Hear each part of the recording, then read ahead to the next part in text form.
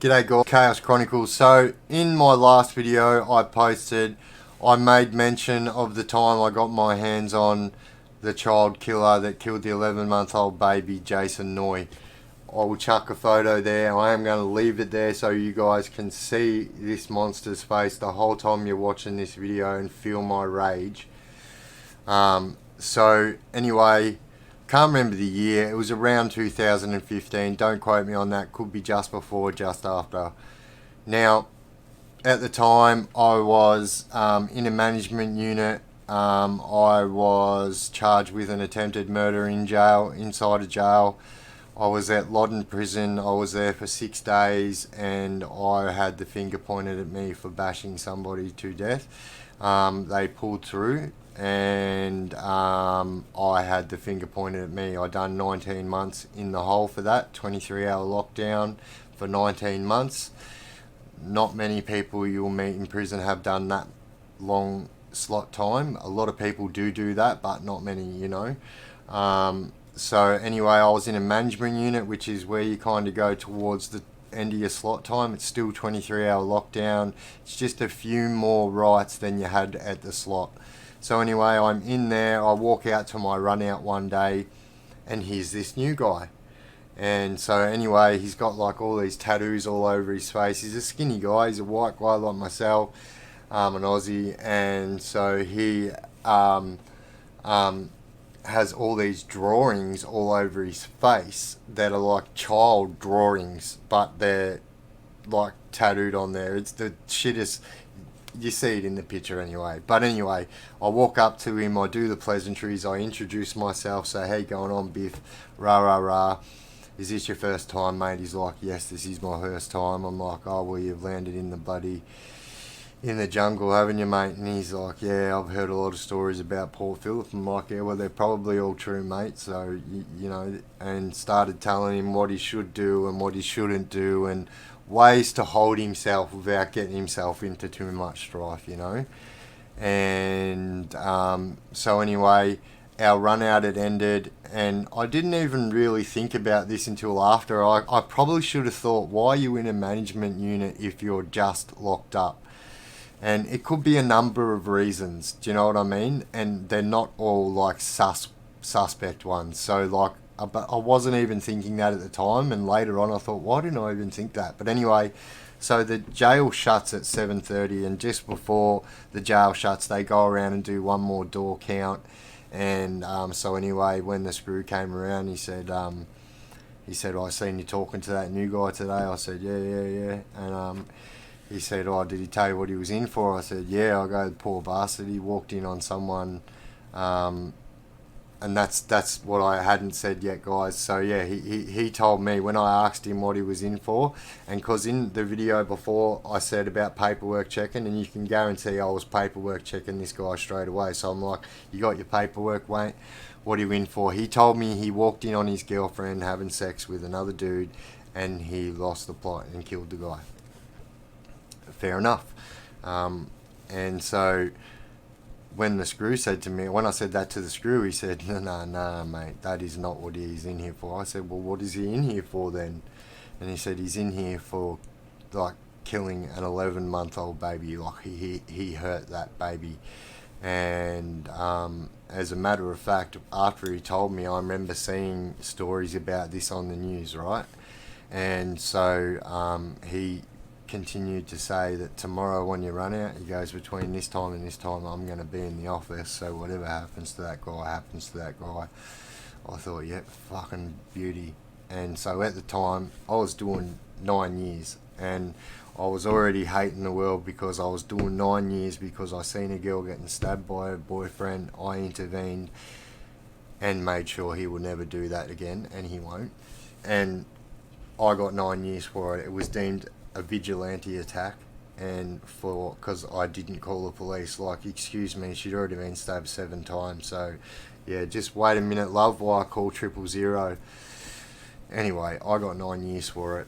And so I was already hating life, and I was a very violent prisoner at the time. I was running one of the biggest gangs in the prison at the time, and I was a very violent person, and you really wouldn't have liked to come up against me if you had them crimes, because I wouldn't care. At that time, I wanted to kill them people, you know, and so I'm looking for a shank. I don't have one because of where I'm at. They're not on hand, but I did have a fan. You can make shanks out of fans. They do have a very long shaft on them, about that long. It's very thick. It's probably, you know, 3 or 4 mil thick, maybe 5, which is a decent sized bar. And anyway, I smashed my fan to pieces, and I was trying so hard, because I know how long it takes to get a point on these things, because you're surrounded by concrete and you're thinking, oh yeah, concrete, but it's different kind of concrete, and like it just doesn't sharpen like the footpath does, you know, or the road. And so I couldn't get a point on it in time, so I just thought, I'm just going to have to use my bare hands, and so that's what I did.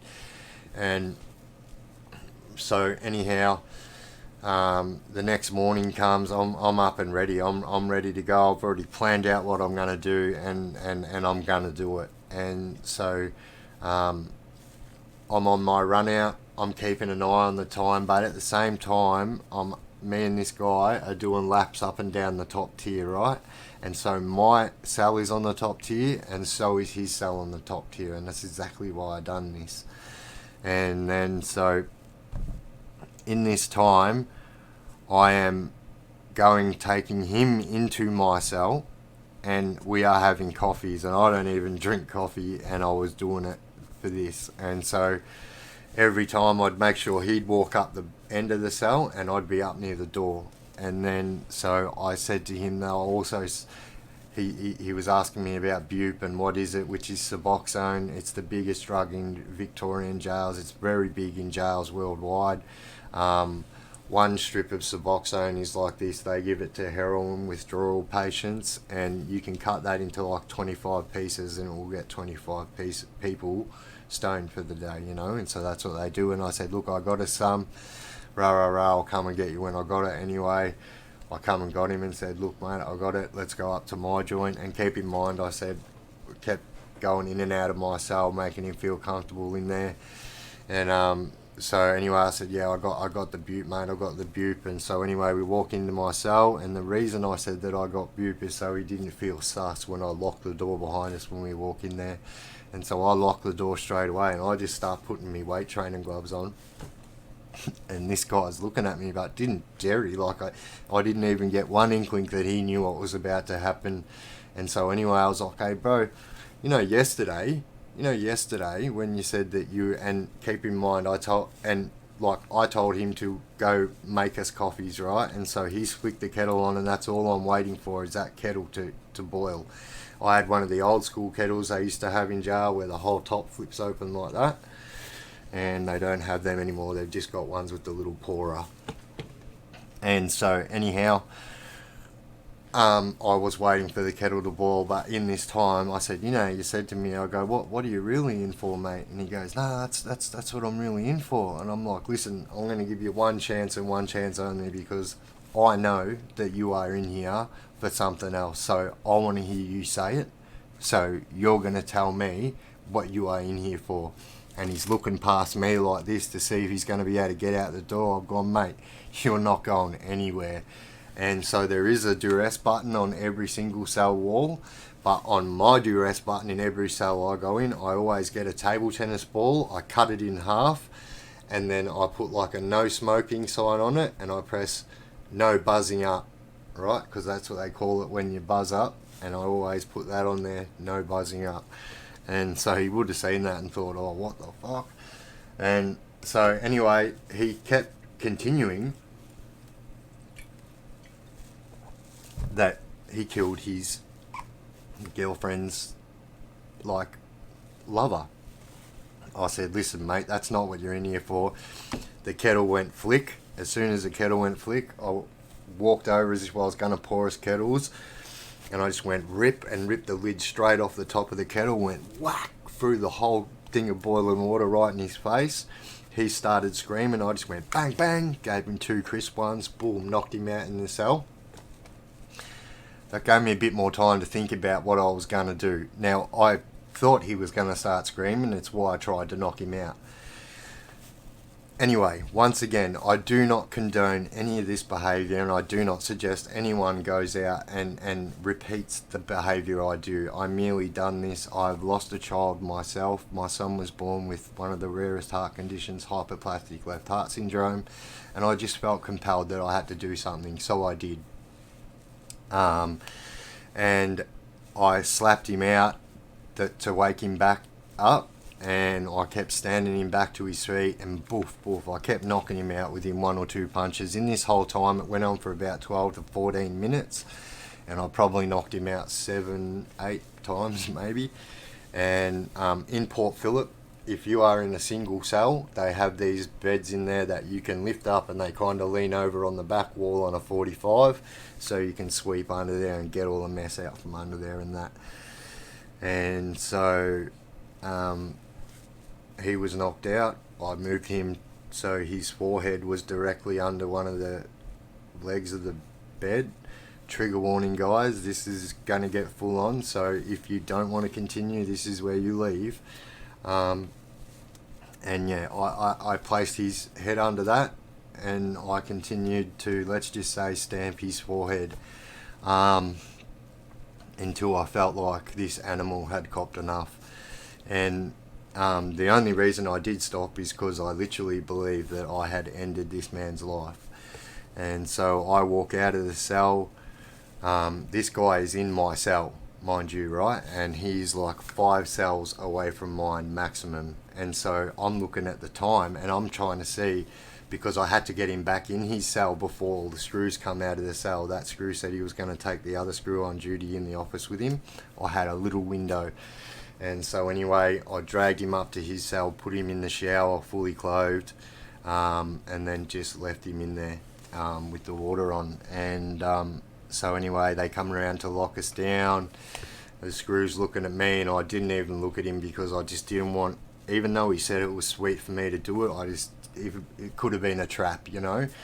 And so I was like, he's like, yeah, night. But he was trying to see if I'd done something. And I'm knowing that, mate, when you get 4 or 5 cells up that way, you are going to know what happened. And so anyway, yeah, as soon as they get up there, they call code black. Code black is when someone's down and they're not getting up. And so this guy did survive, but he did spend 9 weeks in intensive care at St. Vincent's for what happened. He got busted up real good. And rightly so. And once again, you know, I never condone any of the behaviour I used to do in my life. And, you know, I don't suggest anyone trying to copy my behaviour, because it will only end you up where I ended up from doing these behaviours, and that is prison and nearly dead. I've been stabbed 7 times on 4 different occasions. I am lucky to be here to tell you guys these stories.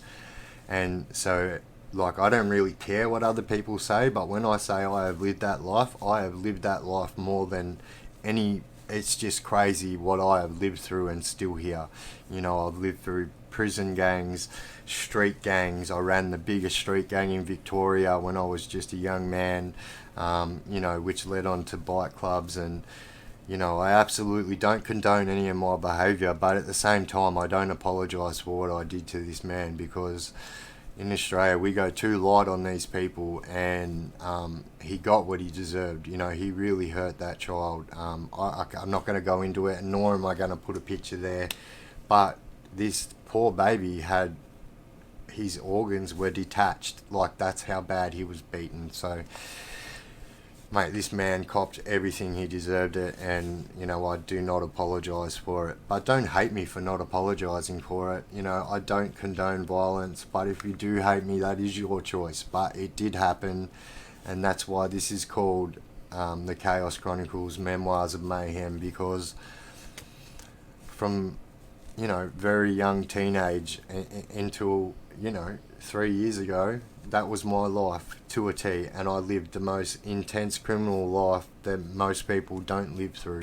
And I'm here to tell the story, and that's what I'm here for. If I can make one person, one young man, not want to carry a knife, if I can make one young man know what jail's like without having to see it himself and not want to do it, well then my job's done. I've literally set out to do what I said I was going to do, and that's all I want to do. So I get all these guys saying, oh yeah, a hero, telling all these stories, but like, look guys, you guys want them, that's why I tell them, and that's my only agenda.